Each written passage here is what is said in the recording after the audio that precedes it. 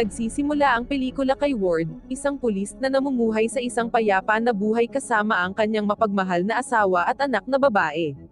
Gayunpaman, si Ward ay pinagmumultuhan ng paulit-ulit na bangungot na nagmula sa isang nakaraang insidente, kung saan siya ay binaril, ngunit mahimalang gumaling. Sa kabila ng kanyang paggaling, ang mga bangungot ay nagpapatuloy na nag-iiwan sa kanya na naguguluhan. Ang matalik na kaibigan at kasamahang opisyal ni Ward na si Nick ay nagdagdag ng nakakaintriga na twist sa kwento. Hindi lang siya isang ordinaryong tao, kundi isang orc, na kahawig ng isang alien, na nagpapakita ng mundo kung saan magkakasamang nabubuhay ang mga tao, orc, at engkanto. Habang nakikipaglaban si Ward sa kanyang mga bangungot tuwing gabi, lumalabo ang mga linya sa pagitan ng katotohanan at imahinasyon.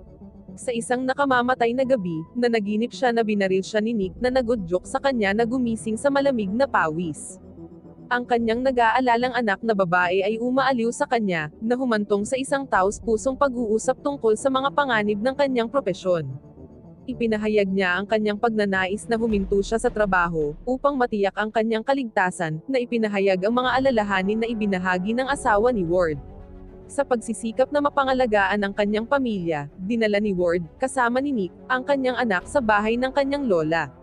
Ang emosyonal na pagpapaalam ng kanyang anak na babae ay nagpapatindi sa panloob na pakikibaka ni Ward sa pagitan ng kanyang tungkulin bilang isang pulis, at ang pagnanais na protektahan ang kanyang mga mahal sa buhay.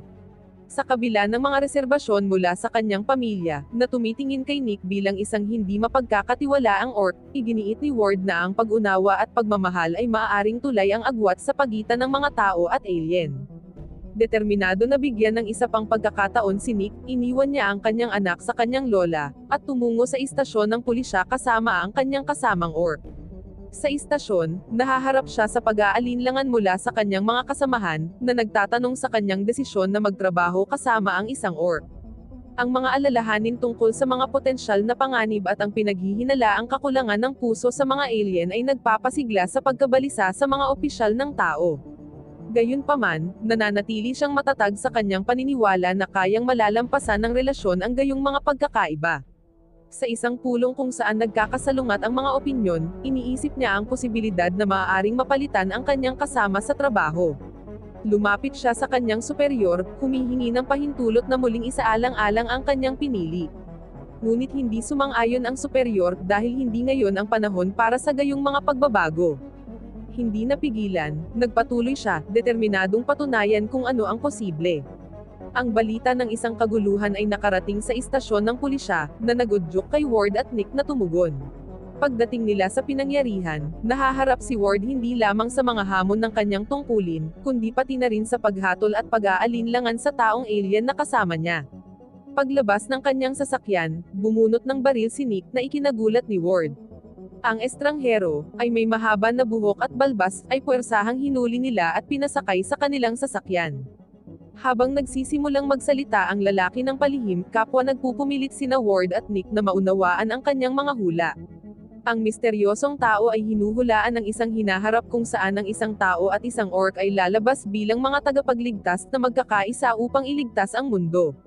Walang kamalayan sa kanilang potensyal na kapalaran, sina Ward at Nick ay nakikipaglaban sa kahalagahan ng hula. Matapos mahuli ang misteryosong lalaki, nakatagpo ni Ward ang dalawang kapwa-pulis na nagbubunyag ng nakakagulat na katotohanan. Nagpapakita sila ng ebidensya na nagmumungkahi na noong binaril si Ward sa ulo, ito ay ginawa ng isang orc. Ipinahayag ng mga opisyal ang kanilang pagpayag na suportahan ang kaso ni Ward, na tinitiyak sa kanya na mananagot ang opisyal na responsable. Gayunpaman, isang nakakagulat na paghahayag ang naganap, si Nick, bilang isang orc mismo, ang nangasiwas sa kaso, na nagpapahintulot sa orc na bumaril kay Ward na makatakas. Nagtatalo ang mga opisyal na dapat mangibabaw ang hustisya anuman ang uri na nilalang ang kanilang kalaban, hinahamon si Ward na kilalanin ang mga bahid sa isang sistema na nagpapahintulot sa mga alien na pumatay batay sa ibinahaging pagkakakilanlan, habang pinag-iisipan niya ang mga komplikadong etikal ng kanyang sitwasyon. Sa kalagayan ng paghahayag tungkol sa pagkakasangkot ni Nick, binigyan si Ward ng recorder ng mga opisyal ng pulisya, na nakikiusap sa kanya na maghanap ng ebidensya laban sa kanyang kaibigang orc. Sa kabila ng kanyang unang pagtitiwala kay Nick, atubilis siyang pumayag na subaybayan ang mga pag-uusap ng kanyang kasama. Habang siya ay nakikipaglaban para hindi masira ang pagkakaibigan nila ni Nick, ito ay tumatagal ng isang hindi inaasahang pagkakataon. Dalawang mahiwagang ahente na nagdadalubhasa sa mga kaso na kinasasangkutan ng mahika at mga hula ang pumasok sa bilangguan. Nalilito sa kanilang presensya, si Ward ay nadala sa isang mundo kung saan ang mga mahiwagang elemento at hula ay may mahalagang papel. Tinanong ng mga ahente ang lalaking may balbas na nagsisikap na malutas ang misteryo sa likod ng kanyang mga hula. Ibinahagi niya na ang isang babae, sa pagtugis ng isang mahiwagang patpat, ay may hawak na susi sa pag-iwas sa isang nalalapit na digmaan. Si Tika, isang batang babae na nagtataglay ng hinahanap na mahiwagang patpat, ay naging pangunahing target sa kanilang plano upang maiwasan ang salungatan. Ang may balbas na lalaki ay nagmumungkahi ng isang diskarte na hanapin si Tika bago mahanap ng babae ang mahiwagang patpat. Sa paggawa nito, makokontrol nila ang paparating na digmaan na nagbabanta sa kanilang lahat. Binibigyang diin niya ang kahalagahan ng paggamit ng mahiwagang patpat upang magkaroon ng resolusyon, at itigil ang napipintong labanan na kinasasangkutan ng mga tao at mga orc na nagkakaisa upang iligtas ang sangkatauhan. Samantalang, si Ward at Nick ay nakatanggap ng direktiba upang siyasatin ang isang lugar na may mga hindi pangkaraniwang aktibidad. Pagdating, nakita nila ang kanilang sarili sa ilalim ng pag-atake, nakikibahagi sa isang labanan, na nagreresulta sa pagkamatay ng isa sa kanila. Ang umaatake ay napatay nila, ngunit ang nakakagulat, pagpasok nila sa loob ng lugar ay nag-iiwan sa kanila ng pagkalito, dahil nakakita sila ng mga sunog na bangkay na nakakalat sa lahat ng dako. Habang nag-e-explore pa sila, nakatagpo sila ng kakaibang tanawin, isang mangkukulam na inilalarawan sa dingding. Hindi sigurado tungkol sa kahalagahan ng nakapangingilabot na eksenang ito, nagpasya silang makipag-ugnayan sa mga ahente na dalubhasa sa mga mahiwagang kaso. Habang nasa nakakabagabag na lokasyon, naramdaman nilang may tumatakas. Hinahabol nila ang misteryosong tumakas, kalaunan ay nahuli nila siya, na inihayag na siya si Tika, ang mailap na batang babae na may dalang mahiwagang patpat. Ang mga hinuhulaan na mga pangyayari ay naganap gaya ng hula ng lalaking may balbas. Si Tika, na natatakot para sa kanyang kaligtasan at ng kanyang mahiwagang patpat, ay nakikiusap kay Ward na protektahan siya mula sa mga paparating na banta. Pagdating ng ibang mga pulis sa pinangyarihan, ang kanilang mga mata ay nakatuon sa mahiwagang patpat, at ang kasakiman ay pumasok sa kanila. Nagmumungkahi ng isang masamang plano na patayin si Tika, at si Nick ang pagbibintangan para sa pagpatay, naisip nila ang napakalaking kayamanan mula sa pagbebenta ng mahiwagang patpat na ito. Mariing tinutulan ni Ward ang ideya, tinatanggihan niyang isakripisyo ang buhay ng isang batang babae para lang sa pera. Sa isang mapagpasyang aksyon, binaril ni Ward ang lahat ng mga tiwaling opisyal, na tinapos ang kanilang masamang balak. Bilang resulta, lumapit si Nick kay Ward, kinikilala ang mga hinala na umiikot laban sa kanya. Ipinaliwanag niya na, bilang isang orc, nagtataglay siya ng mas mataas na pang-amoy, at nakilala ang tunay na may kasalanan sa mga orc na dinala sa eksena.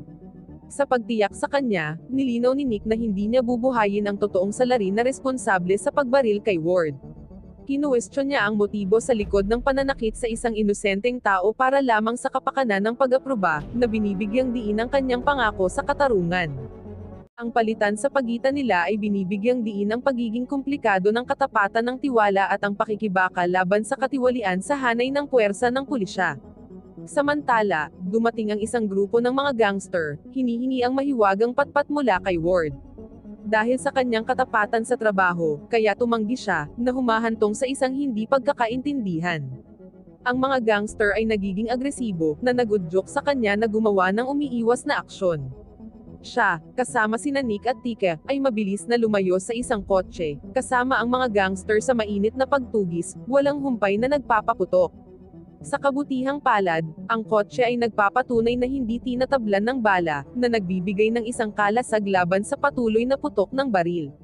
Habang nagmamaneho sila, agad na nakikiusap si Tika kay Ward na ihinto ang sasakyan. Hindi pinapansin ang kanyang mga pakiusap, nagpatuloy si Ward kaya sila ay nabangga sa isang hindi nakikitang mahiwagang pader. Ang pagbangga ay nakakapinsala sa kotse ng malaki, na nagpapakita ng mystical barrier na nilikha ng mahiwagang patpat.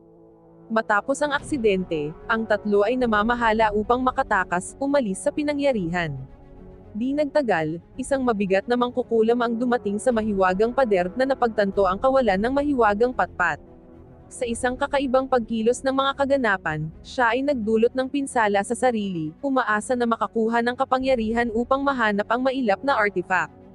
Sa isa pang kaganapan, natagpuan nina Ward at Nick ang kanilang mga sarili sa isang paghaharap sa parehong humahabol na gang at ang matagal na banta ng mahiwagang patpat. Dumating ang mga ahente sa eksena kung saan nakita nila ang mangkukulam na wala sa kanya ang mahiwagang patpat. Kinikilala ang kanyang kahinaan, ang mga ahente ay gumawa ng estratehiya upang samantalahin ang pagkakataon, at kunin ang mahiwagang patpat bago mabawi ng mahinang mangkukulam ang kanyang lakas. Ang plano ay kontrolin siya, at pigilan siya sa pagbibigay ng mga kalituhan sa mga tao. Ang salaysay ay lumipat sa isang pinakamalakas na mangkukulam na dumating sa isang club kung saan sina Ward, Nick at Tika ay tina-target ng isang gang. Sa isang biglaang pangyayari, pinatay ng mangkukulam ang gang, na nagdudulot ng kaguluhan at pagkawasak sa club. Nang makakuha ng pagkakataon, gumawa sila ng mabilis na pagtakas. Humingi ng tulong si Ward, tumawag sa punong tanggapan. Gayunpaman, ang kanyang pagsusumamo ay sinalubong ng isang nakamamatay na bala, na pumipilit sa kanya na lumaban para makaligtas. Nahaharap sa pagtataksil, tumakas sila, kasama ang walang humpay na pagtugis ng makapangyarihang mangkukulam na nakaabang sa likuran nila. Nakipagpalitan ng putok si Ward sa mangkukulam mula sa kanyang sasakyan. Habang sinusubukan nilang tumakas, hinarang ng mga orc ang kanilang landas na binansagan si Nick na isang traidor. Inutusan ng pinuno ng orc ang kanyang anak na may utang sa kanyang buhay sa naunang awa ni Nick na barilin sila. Ang anak na lalaki ay tumanggi, na nagudyok sa pinuno na gawin ang mga bagay sa kanyang sariling mga kamay. Binaril niya si Nick na bumulusok sa malalim na balon. Si Tika, na may pananagutan sa kanilang kalagayan, ay gumagamit ng mahiwagang patpat para buhayin si Nick. Inihayag niya ang tunay na katangian ng mahiwagang patpat kay Ward. Binalaan niya siya tungkol sa isang babae na naghahanap ng patpat na maaaring gisingin ang dyablo, na nagpakawali ng isang hindi mapigilan at sakuna na digmaan.